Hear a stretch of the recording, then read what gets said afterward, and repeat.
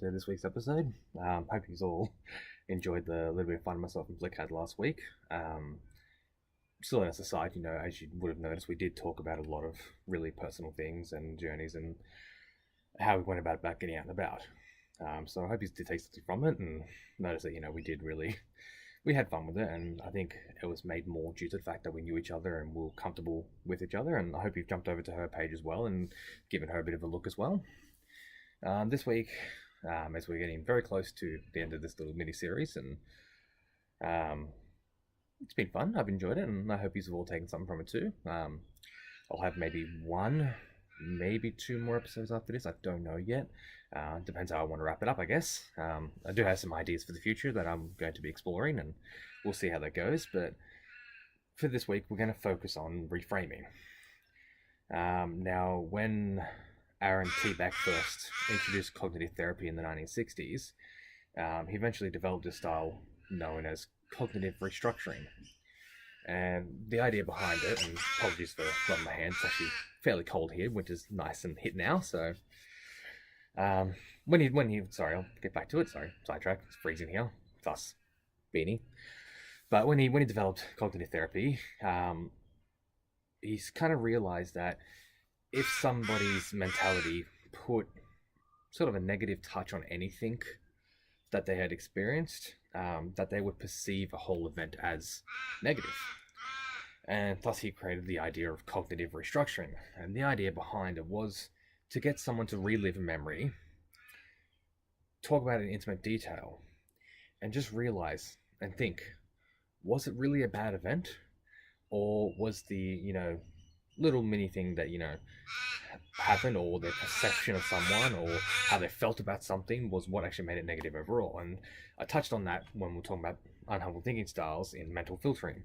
They're very similar in the way they are, but mental filtering is more narrowing in on a situation or an event, whereas mental filtering and whereas reframing and mental structuring can really focus on how you felt about a particular item, particular person, or just anything in particular that could basically put a frame around something and say it's terrible.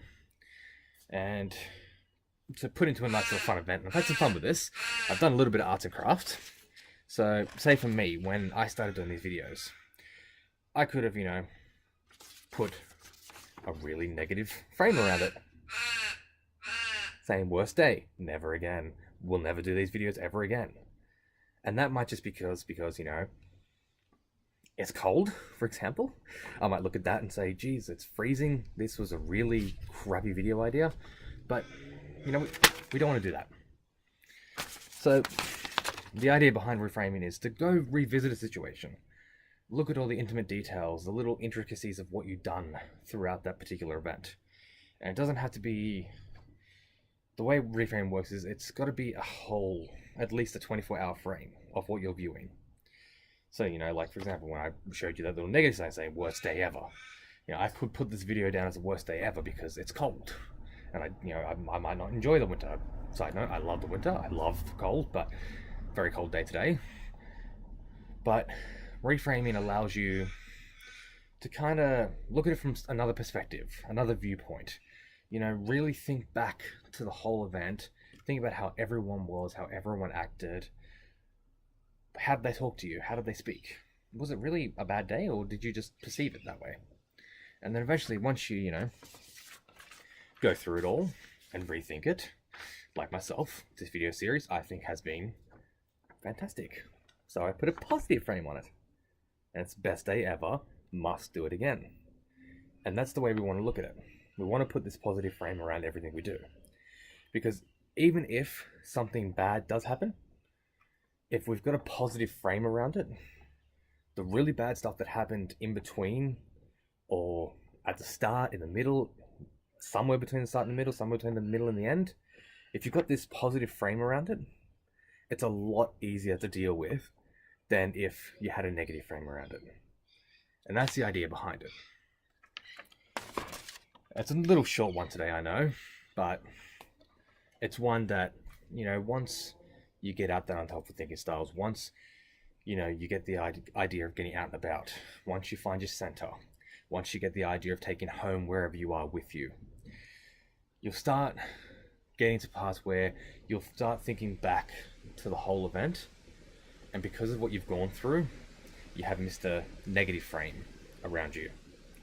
So you've got the negative frame, but there might be some positivities throughout the middle.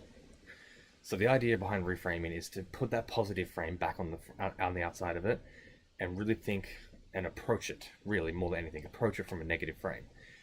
Like, you know, if you have a sad face but it has a pretty frame around it, it's a lot easier to deal with that bad memory and a lot easier to work through it. And that's the idea behind reframing. I know a short segment, we've done a couple of long ones, but reframing is a very handy thing to think about once you start getting out and about and moving towards your recovery. So, yet again, guys, thanks again. And as always, remember, Rome wasn't built in a day, but it wasn't built sitting still. Take care, everyone.